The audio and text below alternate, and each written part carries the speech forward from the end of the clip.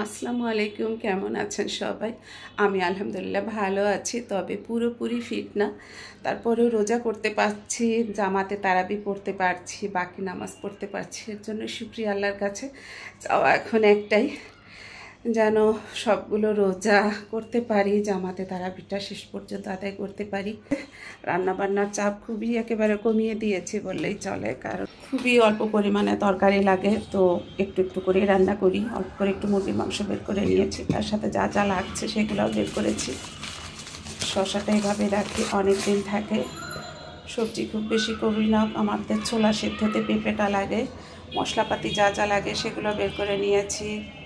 নিচে নামছিলাম, একটু চিড়া আনতে হতো, চিড়া আনছি, কলা আনছি, টমেটোগুলো দেখে এত ভালো লাগলো সেটাও নিয়ে আসলাম। দেখেন কি ফ্রেশ ফ্রেশ টমেটো।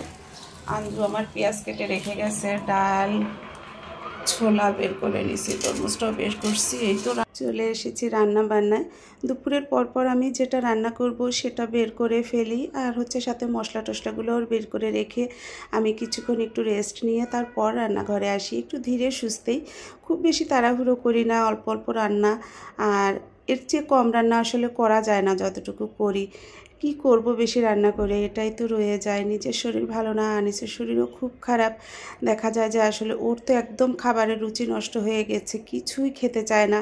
তো যার কারণে আসলে রান্নাবান্নার এত বেশি চাপ এখন আর নেই না। এত বেশি করে লাভ কি, নিজেরও কষ্ট, আবার শরীরের যে অবস্থা। খুব বেশিক্ষণ রান্নাঘরে থাকলে আমার ভয় যে যদি আমি আরও বেশি অসুস্থ হয়ে যাই, তাহলে তো আমি রোজাই করতে পারবো না। তো শরীরেও একটু আরাম দেবার জন্য আমি পরিমাণটা কম রাখি, আর চেষ্টা করি রান্নাঘরে যেন খুবই অল্প সময় আমার থাকতে হয়। তো মুরগিটা হয়ে গিয়েছে, মানে হওয়ার কাছাকাছি। পাশের চুলাতে দিয়ে আমি এই চুলাতে এখন ছোলা দিয়ে দেব। ছোলাটা যেহেতু আমি সেদ্ধ করেই রাখি, খুব বেশিক্ষণ এটাও রান্না করতে লাগে না। জাস্ট একটু মশলাটা কষিয়ে নিয়েই ছোলাটা দিয়ে সামান্য একটু পানি দিয়ে দিই, শুধু এই পেঁপেগুলো দেবার জন্য। ছোলাতে আমরা সবসময় এই পেঁপেটা দিয়ে থাকি। এটা ছোটোবেলায় মার কাছ থেকে দেখে শিখেছি, আমরা বোনেরা এখন নিজের সংসারেও এটা চালু রেখেছি। ভালো লাগে, আনিস পছন্দ করে। যেহেতু রোজায় সেই টাইপের সবজি খাওয়া হচ্ছে না, তো এটা একটা সবজি হয়ে যায়।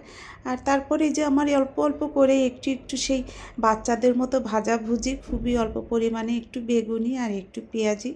আমার না শরীর যে খারাপ ভালো যেটাই থাকুক, রোজার মাসে মনে হয় যে একটু ভাজাভুজি না খেলে ভালো লাগে না, তো যে কারণে একটু করতেই হয়।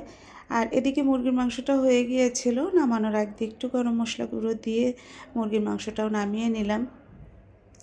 এটাই দেখা যাবে আমরা আজকে খাবো, পরের দিন রয়ে যাবে। আনি যেহেতু এতটাই অসুস্থ, রোজা রাখতে পারছে না, ওরও পরের দিনের খাবারটা হয়ে যায়।